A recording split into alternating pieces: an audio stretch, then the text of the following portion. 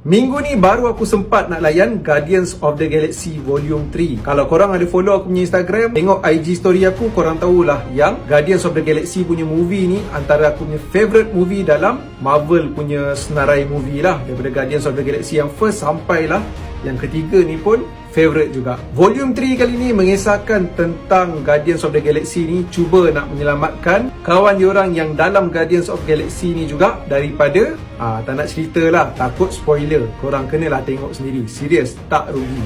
Tapi better untuk korang layan dulu Guardians of the Galaxy yang first, second, Avengers Infinity War, Avengers Endgame, Thor Love and Thunder dan juga Guardians of the Galaxy Holiday Special dekat Disney Plus. Dan baru korang layan Volume 3 ni. Volume 3 sekarang ni korang boleh tonton dekat panggung wayang berhampiran dengan korang. Dan aku yakin lepas beberapa bulan nanti akan keluar dekat Disney Plus. Aku bagi 4.5 bintang daripada 5 bintang. Apa yang aku suka pasal Guardians of the Galaxy Volume 3 ni?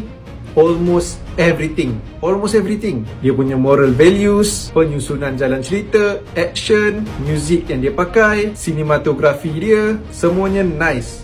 Cuma ada satu je aku rasa kurang dekat Guardians of the Galaxy Volume 3 ni. Apa yang kurang tu adalah kurangnya punchline yang datang daripada Rocket. Itu je. Aku just harap yang akan datang ada lagi Guardians of the Galaxy punya movie. Tapi tak tahulah, ada yang kata ini the last Guardians of the Galaxy punya movie. Dan aku juga mengharapkan akan dapat tengok lagi Star-Lord, Drax, Gamora, Rocket dan juga Groot. Tapi ada juga antara mereka yang kata ini adalah movie terakhir mereka dalam MCU. Dan bukan tu je yang aku harap.